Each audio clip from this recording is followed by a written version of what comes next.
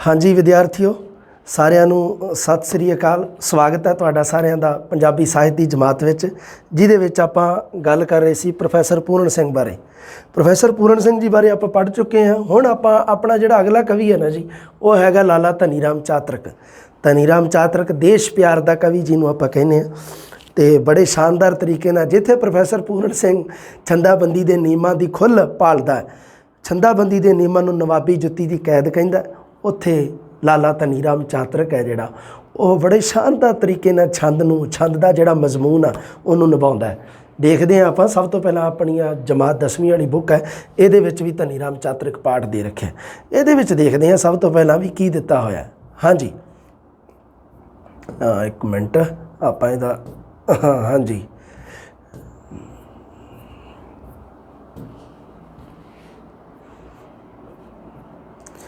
धनी राम चातरक आ जाओ। धनी राम चातरक जी 42 number page पर दिता होया। धनी राम चातरक लो जी, आ गया।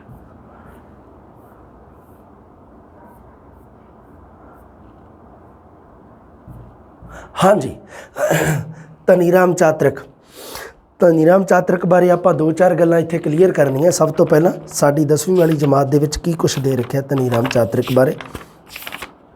हाँ, सब तो पहला अपनी कविता विच सांझे पंजाबी सभ्याचार नूं प्रभावशाली ढंग नाल पेश किया। सब तो इंपोर्टेंट गल लिखी हुई है, सांझा पंजाबी जिहड़ा सभ्याचार है उसनूं प्रभावशाली ढंग नाल पेश करने वाला किहड़ा कवि है, वो हैगा धनी राम चातरक। दूसरी गल, धनी राम चातरक का जन्म लिखिया होया जी 4 अक्टूबर 1876 पिंड पस्सियां जिला सियालकोट पाकिस्तान दे विच होया। ते छोटी उम्र दे विच ही अपने पिता दे नाल इह लोपो के अमृतसर विच आ गए। उत्थों ही मुढ़ली विद्या हासिल की। अगे लिखा मायक औंकड़ा कारण, मायक मतलब माया संबंधी, पैसे धेले संबंधी, मनी दे नाल रिलेटेड। औंकड़ा आ गई, अखियाइयां आ गई, पैसा इन्ना सी नहीं, गरीबी सी। इस करके की होया 15 साल की उम्र दे विच वसीका नवीस का काम शुरू कर दिता। आ कचहरियां दे विच जिहड़े नहीं बैठे होंदे टाइपिस्ट वगैरह, इन्हां नूं आपां वसीका नवीस कह दिंदे आ। कचहरी कोर्ट कचहरियां दे विच वसीका नवीस जिहड़े ओह स्टाम वगैरह कोई जारी करदे आ। 1893 विच भाई वीर सिंह जी की वजीर हिंद प्रैस विच काम कीता। भाई वीर सिंह जी दी सी ना वजीर हिंद प्रैस। उस तो बाद अपनी सुदर्शन प्रैस लगवाई अमृतसर दे विच। धनी राम चातरक जी की जिहड़ी प्रैस सीगी, प्रिंटिंग प्रैस, उहदा नाम सी सुदर्शन प्रैस। ते जिहड़ी भाई वीर सिंह जी की प्रैस सी उहदा नाम सी वजीर हिंद प्रैस। 79 साल की उम्र, 79 साल की उम्र विच 18 दसंबर 1954 नूं साडे तो ये विछड़ गए। चंदनवाड़ी, केसर क्यारी, नवा जहान, सूफी खाना, नूर जहाँ बेगम, ये धनी राम चातरक जी दीयां काव्य रचनावां। कविता विच लोक काव्य अते सूफी काव्य का प्रभाव भी देखा जा सकता है। लोक काव्य भी है तो सूफी काव्य भी है। चातरक की कविता स्टेजां का शिंगार भी बनती रही है। मतलब की है, आप 12वीं वाली जमात में पढ़ी सी ये गल कि धनी राम चातरक है जिहड़ा वो स्टेजी कवि भी है। जिमें बाबू फरोजदीन सरफ ते अपने शिव कुमार बटालवी ते एक धनी राम चातरक, इन्हां बारे आप ज़्यादा पढ़िया सी। सब तो पहला लिखी है बोली है पंजाबी साडी। सांझे पंजाबी सभ्याचार नूं पंजाबी माँ बोली की गल करने वाला कवि कौन है? ये है धनी राम चातरक।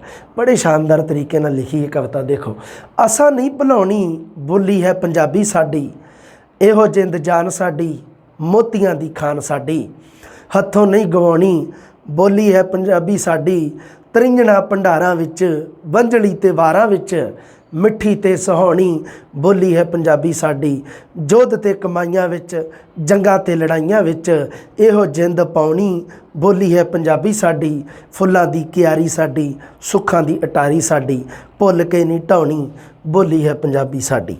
थल्ले तरिंजण मतलब हुंदा है चरखा कत्तण वालियां कुड़ियां दा इकट्ठ, वंजली बंसरी, जिवें ही रांझे की कथा दे विच आपां पढ़ते हैं है ना भी रांझा जिहड़ा वो वंजली वजाउंदा हुंदा सीगा।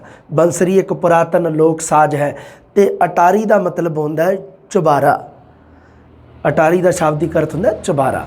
ਲਓ ਆ ਸੌਖੀ ਜੀ ਹੈ, ਮਤਲਬ ਬੜੀ ਸ਼ਾਨਦਾਰ ਤਰੀਕੇ ਨਾਲ ਸੋਹਣੀ ਸ਼ਬਦਾਵਲੀ ਦੇ ਵਿੱਚ, ਬੜੀ ਸਰਲ ਸ਼ਬਦਾਵਲੀ ਦੇ ਵਿੱਚ ਲਿਖੀ ਗਈ ਹੈ। ਬੋਲੀ ਹੈ ਪੰਜਾਬੀ ਸਾਡੀ। ਸਭ ਤੋਂ ਪਹਿਲਾਂ ਤਾਂ ਇਹ ਧਿਆਨ ਰੱਖਿਓ ਵੀ ਬੋਲੀ ਹੈ ਪੰਜਾਬੀ ਸਾਡੀ ਕਵਿਤਾ ਜਿਹੜੀ ਉਹ ਧਨੀ ਰਾਮ ਚਾਤਰਕ ਦੀ ਹੈ। ਪਹਿਲਾ ਪ੍ਰਸ਼ਨ ਤੁਹਾਡਾ ਇੱਥੋਂ ਬਣਦਾ। ਅੱਗੇ ਇਸ ਚੀਜ਼ ਨੂੰ ਥੋੜ੍ਹਾ ਜਿਹਾ ਪੜ੍ਹਨਾ ਆਪਾਂ। ਇਹ ਸਾਡੀ ਜਿੰਦ ਜਾਨ ਹੈ, ਇਹ ਮੋਤੀਆਂ ਦੀ ਖਾਨ ਹੈ। ਬੋਲੀ ਪੰਜਾਬੀ ਬੋਲੀ ਦੀ ਉਪਮਾ ਤੇ ਕਿੰਨੇ ਤਰੀਕੇ ਨਾਲ ਕੀਤੀ ਹੈ। ਦੇਖੋ ਇਹਨੂੰ ਮੋਤੀਆਂ ਦੀ ਖਾਨ ਦੱਸਿਆ। ਤਰਿੰਜਣਾ ਤੇ ਭੰਡਾਰਾਂ ਦੇ ਵਿੱਚ ਵੰਝਲੀ ਤੇ ਵਾਰਾਂ ਦੇ ਵਿੱਚ ਵੰਝਲੀ, ਮਤਲਬ ਕੀ ਹੈ ਕਿ ਜਿਹੜਾ ਇੱਕ ਲੋਕ ਸਾਜ਼ ਹੈ ਉਹ ਹੋ ਗਿਆ, ਉਹਦੇ ਵਿੱਚ ਵੀ ਪੰਜਾਬੀ ਬੋਲੀ। ਤੇ ਦੂਸਰਾ ਵਾਰਾਂ, ਵਾਰ ਹੁੰਦੀ ਹੈ ਯੋਧਿਆਂ ਜਾਂ ਸੂਰਮਿਆਂ ਦੀ ਪ੍ਰਸ਼ੰਸਾ ਦੇ ਵਿੱਚ ਗਾਈ ਗਈ ਕਵਿਤਾ, ਉਸ ਨੂੰ ਆਪਾਂ ਕਹਿ ਦਿੰਦੇ ਹਾਂ ਵਾਰ। ਪੜ੍ਹਿਆ ਸੀ ਆਪਾਂ, ਹੈ ਨਾ। ਚੰਡੀ ਦੀ ਵਾਰ ਹੋ ਗਈ, ਜਿਵੇਂ ਨਾਦਰ ਸ਼ਾਹ ਦੀ ਵਾਰ। ਜੰਗਾਂ ਤੇ ਲੜਾਈਆਂ ਵਿੱਚ ਇਹੋ ਜਿੰਦ ਪਾਉਣੀ ਬੋਲੀ ਹੈ ਪੰਜਾਬੀ ਸਾਡੀ। ਇਹ ਸਾਡੀ ਪੰਜਾਬੀ ਬੋਲੀ ਫੁੱਲਾਂ ਦੀ ਕਿਆਰੀ ਹੈ। ਕਿਹੜੇ ਕਿਹੜੇ ਰੂਪ ਦੱਸੇ ਇਹਦੇ, ਰੂਪਕਾਂ ਦੇ ਨਾਲ, ਕਿਹੜਿਆਂ ਕਿਹੜਿਆਂ ਦੇ ਨਾਲ। ਦੇਖੋ ਇਹਦੀ ਪੰਜਾਬੀ ਬੋਲੀ ਦੀ ਜਿਹੜੀ ਮਹੱਤਵ ਦੱਸਿਆ ਵੀ ਇਹ ਫੁੱਲਾਂ ਦੀ ਕਿਆਰੀ ਹੈ ਜਿਹਦੇ ਵਿੱਚ ਰੰਗ ਬਿਰੰਗੇ ਫੁੱਲ ਹੈ। ਸੁੱਖਾਂ ਦੀ ਅਟਾਰੀ ਹੈ, ਸੁੱਖਾਂ ਦਾ ਚੁਬਾਰਾ ਹੈ। ਅੱਗੇ ਆ ਗਿਆ ਜੀ, ਸੁਖੀ ਜਿਉਣ ਦੀ ਕੁੰਜੀ ਕੀ ਹੈ। ਸੁਖੀ ਜੀਣਾ ਜੇ ਬੰਦੇ ਕਿਸੇ ਨੇ, ਤਾਂ ਜੇ ਮੰਨ ਲਓ ਕੋਈ ਬੰਦਾ ਕਹਿੰਦਾ ਵੀ ਮੇਰੇ ਨੇੜੇ ਨਾ ਆਵੇ ਕਦੇ ਦੁੱਖ ਕੋਈ। ਦੇਖੋ ਦੁੱਖ ਸੁੱਖ ਆ ਜਿਹੜੇ, ਇਹ ਦੋਨੋਂ ਜਿਵੇਂ ਐਵੇਂ ਸਮਝੋ ਵੀ ਇੱਕੋ ਸਿੱਕੇ ਦੇ ਦੋ ਪਹਿਲੂ। ਆਪਣਾ ਜੀਵਨ ਹੈ ਇੱਕ ਸਿੱਕਾ ਤੇ ਉਹਦੇ ਦੋ ਪਹਿਲੂ ਆ, ਕਦੀ ਸੁੱਖ ਆ ਤੇ ਕਦੀ ਦੁੱਖ ਆ।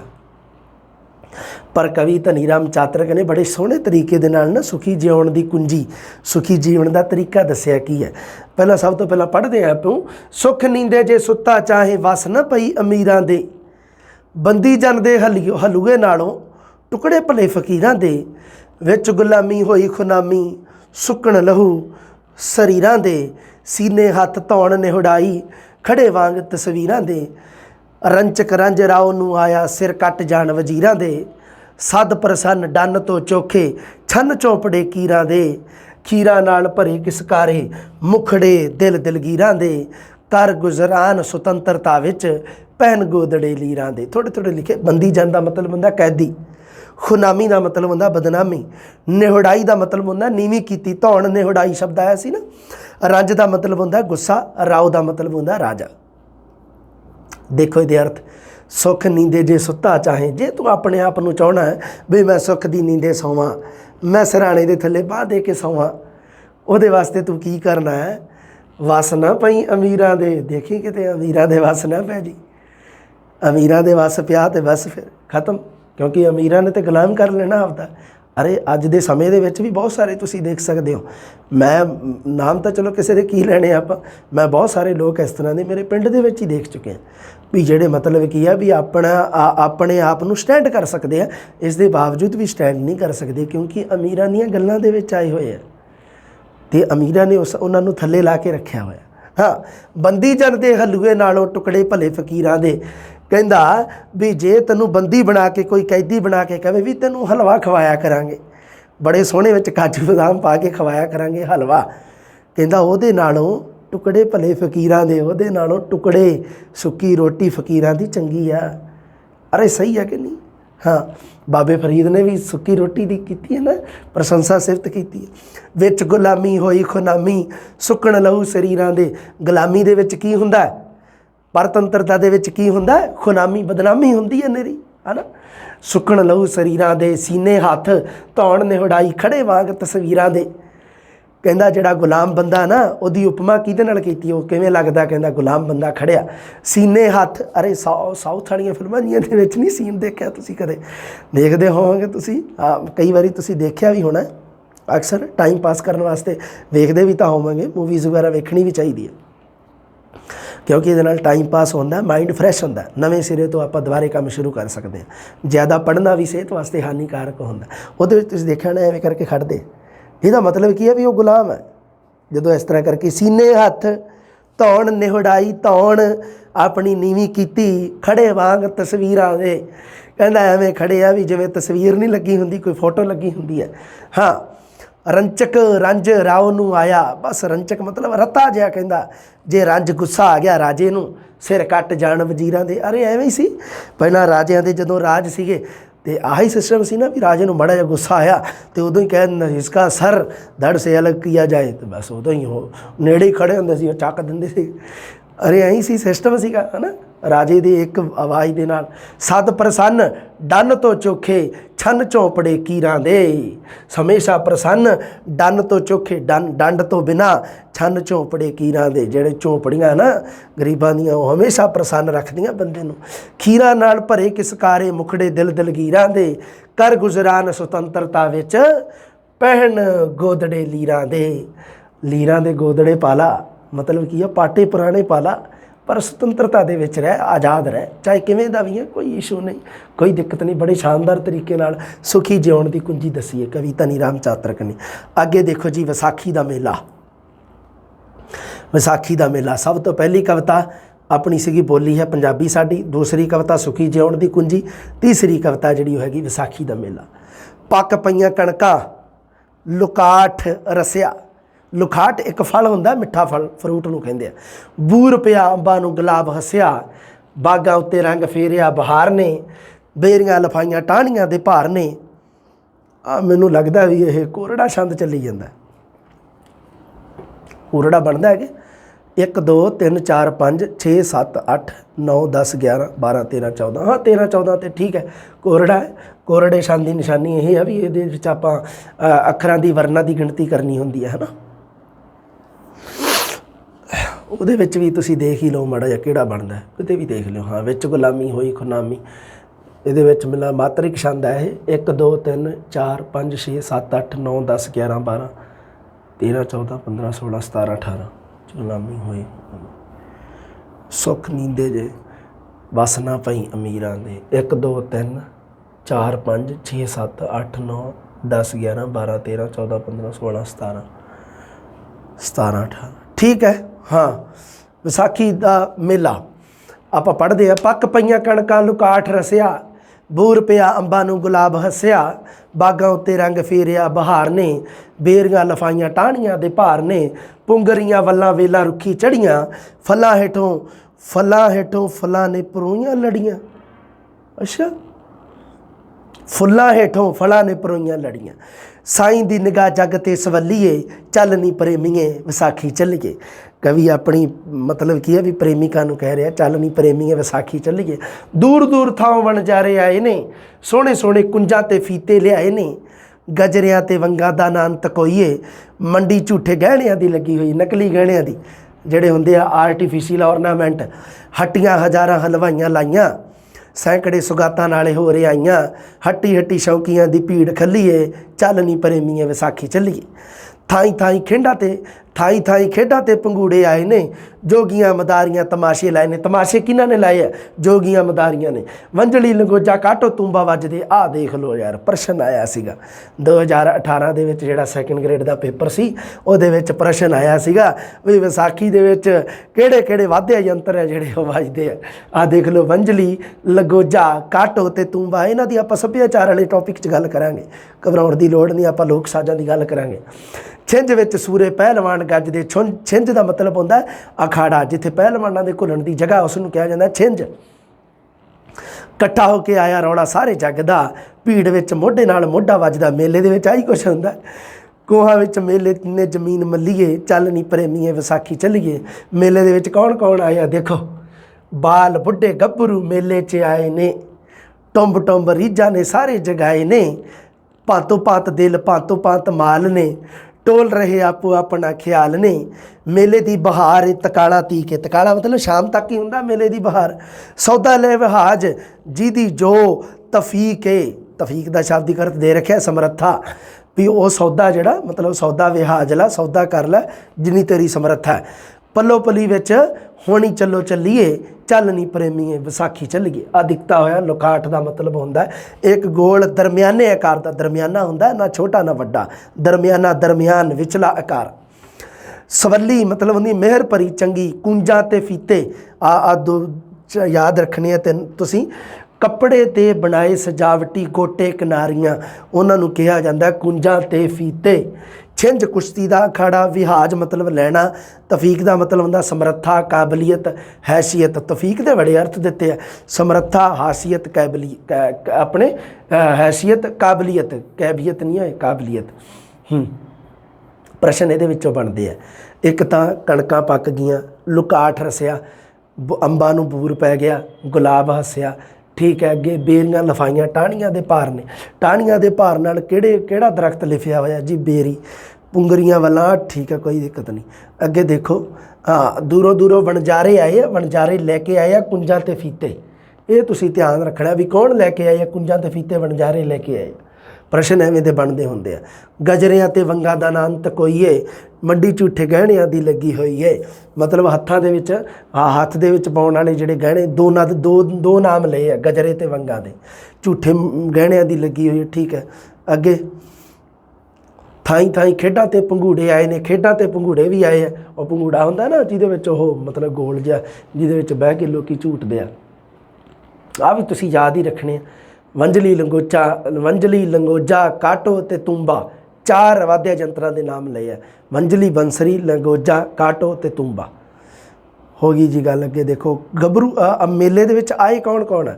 ਮੇਲੇ ਦੇ ਵਿੱਚ ਇੱਕ ਤਾਂ ਆਇਆ ਬਾਲ ਮਤਲਬ ਛੋਟੇ ਬੱਚੇ ਆਏ ਆ, ਬੁੱਢੇ ਆਏ ਆ ਤੇ ਗੱਭਰੂ ਆਏ। ਔਰਤਾਂ ਦਾ ਕਿਤੇ ਜ਼ਿਕਰ ਨਹੀਂ ਕੀਤਾ, ਧਿਆਨ ਰੱਖਿਓ। ਨਵੀਂ ਬਹਾਰ, ਲਓ ਜੀ, ਨਵੀਂ ਬਹਾਰ ਦੀ ਗੱਲ ਕੀਤੀ ਹੈ ਕਵੀ ਨੇ। ਨਵੇਂ ਸਮੇਂ ਦੀ ਗੱਲ ਕੀਤੀ ਹੈ। ਜ਼ਮਾਨਾ ਬਦਲਦਾ ਨਾ, ਜਦੋਂ ਇੱਕ ਨਵਾਂ ਸਮਾਂ ਆਉਂਦਾ। ਨਵੀਂ ਬਹਾਰ, ਸਮੇਂ ਦੀ ਨਵੀਂ ਬਹਾਰ। ਇੱਕ ਤੁਸੀਂ ਸੁਣੀ ਹੋਣੀ ਹੈ, ਇਸ਼ਕ ਦੀ ਨਵੀਂ ਬਹਾਰ। ਬੁੱਲੇ ਸ਼ਾਹ ਦੀ ਕਾਫੀ ਹੈ ਨਾ, ਇਸ਼ਕ ਦੀ ਨਵੀਂ ਬਹਾਰ। ਇਹ ਕਵਿਤਾ ਜਿਹੜੀ ਨਵੀਂ ਬਹਾਰ ਹੈ ਜਿਹੜੀ, ਇਹ ਹੈਗੀ ਹੈ ਧਨੀ ਰਾਮ ਚਾਤਰਕ ਦੀ। ਉਹ ਮੱਧ ਕਾਲ ਦਾ ਕਵੀ ਹੈ, ਇਹ ਆਧੁਨਿਕ ਕਾਲ ਦਾ। ਨਵੀਂ ਹਿਸਟਰੀ, ਨਵੇਂ ਫਸਾਨੇ, ਨਵੇਂ ਸ਼ਿਕਾਰੀ, ਨਵੇਂ ਨਿਸ਼ਾਨੇ, ਨਵੇਂ ਚਿਰਾਗ, ਨਵੇਂ ਪਰਵਾਨੇ, ਨਵੇਂ ਦਿਲਦਾਰ, ਸਮੇਂ ਦੀ ਨਵੀਂ ਬਹਾਰ। ਮਾਸ਼ੂਕਾਂ ਦੀ ਚਾਲ ਪੁਰਾਣੀ, ਗੱਲਾਂ ਨਾਲ ਰਿੜਕਣਾ ਪਾਣੀ, ਨਾ ਮਰਨਾ ਨਾ ਮੰਜੀ ਚਾਣੀ, ਲਾਈ ਰੱਖਣੀ ਲਾਰ, ਸਮੇਂ ਦੀ ਨਵੀਂ ਬਹਾਰ। ਨਵੀਂ ਕਿਸਮ ਦੀ ਅਮਨ ਪਸੰਦੀ, ਜੀਭ ਕਲਮ ਦੀ ਨਾਕਾਬੰਦੀ, ਆਜ਼ਾਦੀ ਦੇ ਸਿਰ ਤੇ ਲਟਕੇ ਤਾਕਤ ਦੀ ਤਲਵਾਰ, ਸਮੇਂ ਦੀ ਨਵੀਂ ਬਹਾਰ। ਲਓ ਜੀ, ਇੱਥੇ ਕਵੀ ਧਨੀ ਰਾਮ ਚਾਤਰਕ ਨੇ ਨਵੇਂ ਸਮੇਂ ਦੀ ਗੱਲ ਕੀਤੀ ਹੈ, ਜਿਹਦੇ ਵਿੱਚ ਸਾਡਾ ਪੂਰਾ ਭਾਰਤ ਦੇਸ਼ ਗੁਲਾਮ ਸੀ। ਉਦੋਂ ਹੀ ਕਵੀ 'ਚ ਇਹ ਲਿਖ ਰਿਹਾ। ਦੇਖੋ ਕਿਹੜੇ ਤਰੀਕੇ ਨਾਲ ਕੀ ਲਿਖਦਾ। ਹਿਸਟਰੀ, ਇਤਿਹਾਸ, ਫਸਾਨੇ ਹੁੰਦੇ ਆ, ਕਿੱਸੇ ਕਹਾਣੀਆਂ, ਫਸਾਨੇ। ਮਾਸ਼ੂਕਾ ਮਹਿਬੂਬ ਨੂੰ ਕਹਿੰਦੇ ਆ, ਦਿਲਬਰ ਨੂੰ। ਚਾਣੀ ਦਾ ਮਤਲਬ ਹੁੰਦਾ ਚੁੱਕਣੀ। ਲਓ ਜੀ, ਹੁਣ ਆਪਾਂ ਅਰਥਾਂ 'ਤੇ ਦੇਖਦੇ ਹਾਂ ਵੀ ਕਿੰਨੀ ਕੁ ਡੂੰਘੀ ਗੱਲ ਕੀਤੀ ਹੈ ਧਨੀ ਰਾਮ ਚਾਤਰਕ ਨੇ। ਐਕਚੁਅਲੀ ਦੇ ਵਿੱਚ ਬੜੀ ਡੀਪ, ਬੜੀ ਗਹਿਰਾਈ ਦੇ ਨਾਲ ਗੱਲ ਕੀਤੀ ਹੈ ਕਵੀ ਧਨੀ ਰਾਮ ਚਾਤਰਕ। ਇੱਥੇ ਗੁਲਾਮੀ ਦੀ ਗੱਲ ਕਰ ਰਿਹਾ, ਆਜ਼ਾਦੀ ਦੀ ਗੱਲ ਕਰ ਰਿਹਾ ਵੀ ਨਵਾਂ ਆ ਗਏ ਨਾ, ਅੰਗਰੇਜ਼ ਆਏ ਜਦੋਂ, ਤਾਂ ਇੱਕ ਨਵੀਂ ਬਹਾਰ ਲੈ ਕੇ ਆਏ ਆ ਨਾ, ਇੱਕ ਨਵਾਂ ਸਿਸਟਮ ਲੈ ਕੇ ਆਏ, ਆਧੁਨਿਕਤਾ ਲੈ ਕੇ ਆਏ ਆ। ਹੁਣ ਉਸ ਦੇ ਵਿੱਚ ਗੁਲਾਮੀ ਧਨੀ ਰਾਮ ਚਾਤਰਕ ਨੂੰ ਕਿਵੇਂ ਦਿਸ ਰਹੀ ਹੈ? ਦੇਖੋ, ਨਵੀਂ ਹਿਸਟਰੀ ਹੈ, ਨਵੇਂ ਫਸਾਨੇ, ਨਵੀਆਂ ਹੀ ਕਹਾਣੀਆਂ, ਨਵੇਂ ਕਿੱਸੇ ਆ, ਨਵਾਂ ਇਤਿਹਾਸ, ਨਵੇਂ ਸ਼ਿਕਾਰੀ ਆ, ਨਵੇਂ ਨਿਸ਼ਾਨੇ ਆ। ਸ਼ਿਕਾਰ ਖੇਡਣ ਵਾਲੇ ਤੇ ਨਿਸ਼ਾਨੇ ਜਿਹੜੇ ਉਹਨਾਂ ਦਾ ਨਿਸ਼ਾਨਾ ਬਣਨ ਵਾਲੇ। ਨਵੇਂ ਚਿਰਾਗ, ਚਿਰਾਗ ਮਤਲਬ ਜਗਣ ਵਾਲਾ, ਪਰਵਾਨਾ ਜਿਹੜਾ ਜਿਹਨੂੰ ਆਪਾਂ ਪਤੰਗਾ ਕਹਿ ਦਿੰਦੇ ਹਾਂ, ਪਰਵਾਨਾ ਜਿਹੜਾ ਉਹ ਜਿੱਥੇ ਚਾਨਣ ਦੇਖਿਆ ਉੱਥੇ ਜਾ ਕੇ ਸੜਨ ਵਾਲਾ। ਨਵੇਂ ਦਿਲਦਾਰ, ਸਮੇਂ ਦੀ ਨਵੀਂ ਬਹਾਰ। ਮਾਸ਼ੂਕਾਂ ਦੀ ਚਾਲ ਪੁਰਾਣੀ, ਮਸ਼ੂਕ ਜਿਹੜੇ ਹੁੰਦੇ ਆ, ਦਿਲਬਰ ਜਿਹੜੇ ਹੁੰਦੇ ਆ, ਉਹਨਾਂ ਦੀ ਚਾਲ ਪੁਰਾਣੀ ਆ। ਗੱਲਾਂ ਨਾਲ ਰਿੜਕਣਾ ਪਾਣੀ ਹੈ, ਗੱਲਾਂ ਦਾ ਕੜਾਹ ਬਣਾਉਣਾ ਜੀ, ਥੁੱਕੀ ਵੜੇ ਪਕਾਉਣੇ, ਹੈ ਨਾ। ਆਪਣੇ ਇੱਕ ਹੈਗਾ ਨਾ ਮੁਹਾਵਰਾ, ਗੱਲਾਂ ਦਾ ਕੜਾਹ।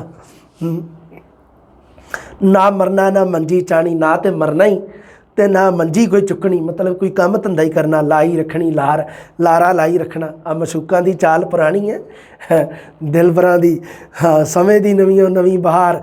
ਨਵੀਂ ਕਿਸਮ ਦੀ ਅਮਨ ਪਸੰਦੀ, ਨਵੇਂ ਕਿਸਮ ਦਾ ਅਮਨ ਪਸੰਦ ਹੁੰਦਾ ਜਿਹੜਾ ਬੰਦਾ ਸ਼ਾਂਤੀ ਪਸੰਦ ਹੋਵੇ, ਜਿਹੜਾ ਬੰਦਾ ਚਾਹੇ ਵੀ ਕਿਸੇ ਵੀ ਤਰ੍ਹਾਂ ਦੀ ਅਰਾਜਕਤਾ ਨਾ ਫੈਲੇ, ਕਿਸੇ ਵੀ ਤਰ੍ਹਾਂ ਦੀ ਸੰਪਰਦਾਇਕਤਾ ਨਾ ਫੈਲੇ।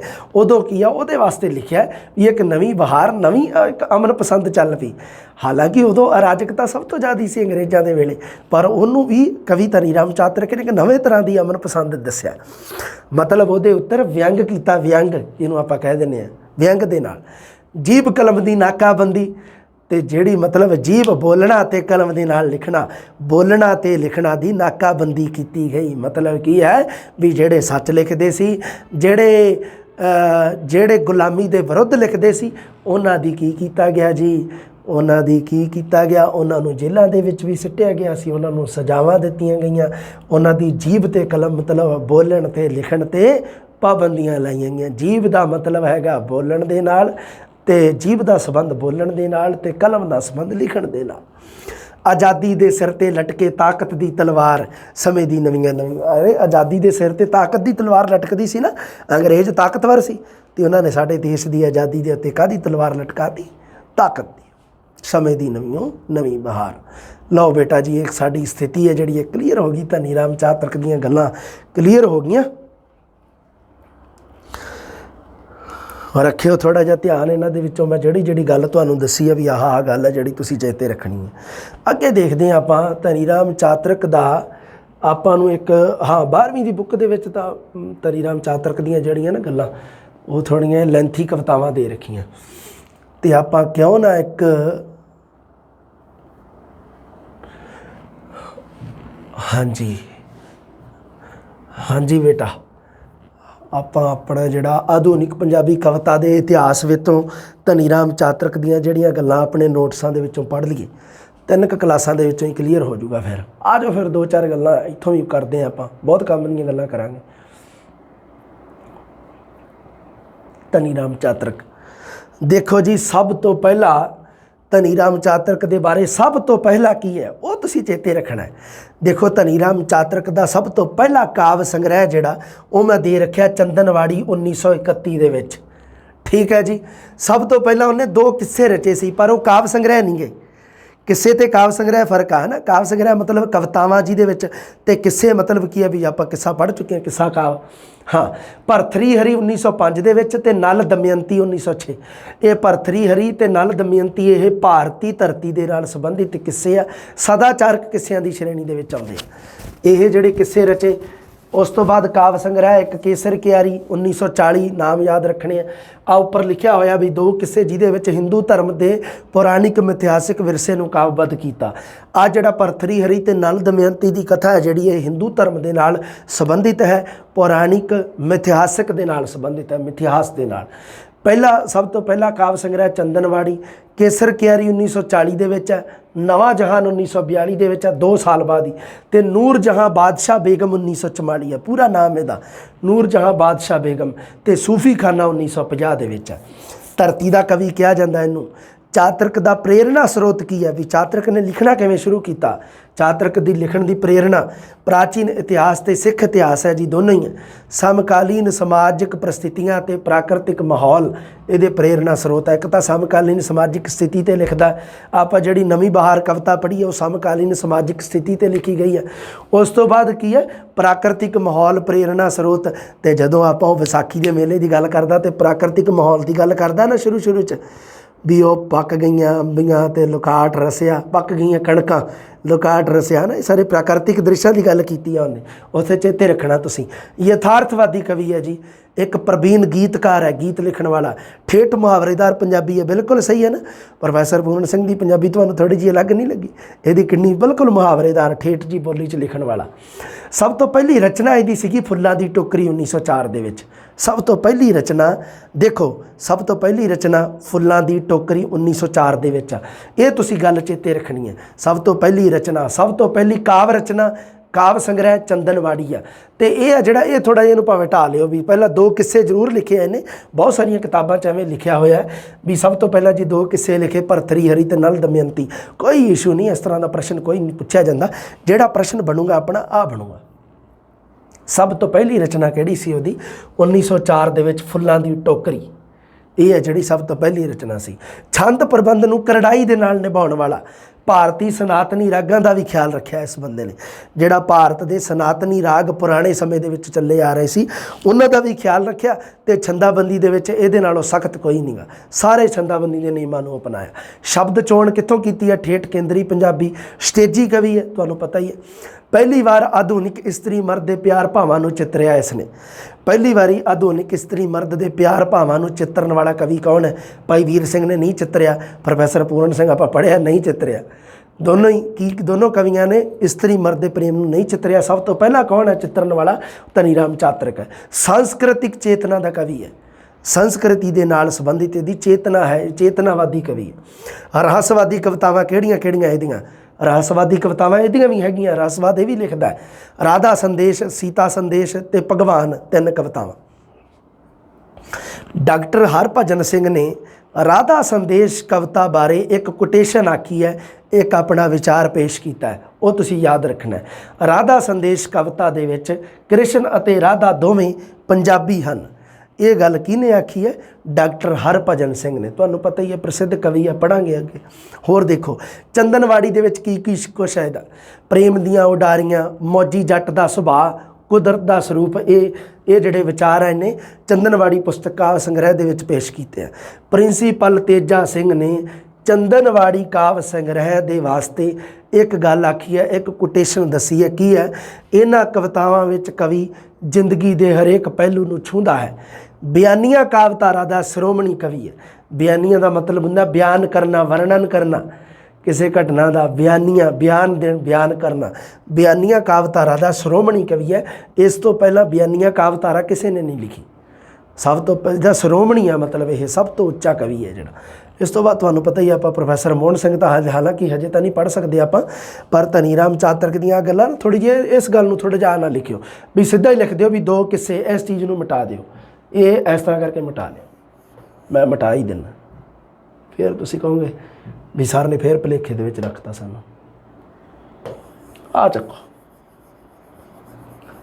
2 ਕਿੱਸੇ ਇਹਨੇ ਲਿਖੇ, ਭਰਥਰੀ ਹਰੀ ਤੇ ਨਲ ਦਮਯੰਤੀ। ਪਰ ਸਭ ਤੋਂ ਪਹਿਲੀ ਜਿਹੜੀ ਰਚਨਾ ਹੈ ਇਹਦੀ 1904 ਦੇ ਵਿੱਚ ਫੁੱਲਾਂ ਦੀ ਟੋਕਰੀ ਸਭ ਤੋਂ ਪਹਿਲੀ ਰਚਨਾ। ਸਭ ਤੋਂ ਪਹਿਲਾ ਕਾਵ ਸੰਗ੍ਰਹਿ ਚੰਦਨਵਾੜੀ 1931 ਦੇ ਵਿੱਚ ਆ ਗਿਆ। ਚੰਦਨਵਾੜੀ, ਕੇਸਰ ਕਿਆਰੀ, ਨਵਾਂ ਜਹਾਨ, ਨੂਰ ਜਹਾਂ, ਬਾਦਸ਼ਾਹ ਬੇਗਮ ਤੇ ਸੂਫੀ ਖਾਨਾ, ਇਹਨਾਂ ਸਾਰਿਆਂ ਦੇ ਸਨ ਵੀ ਚੇਤੇ ਰੱਖਣੇ ਆ ਤੁਸੀਂ।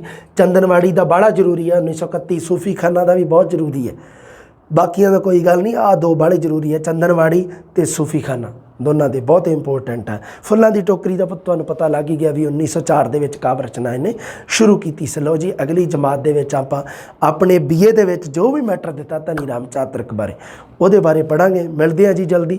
ਰੱਬ ਰਾਖਾ।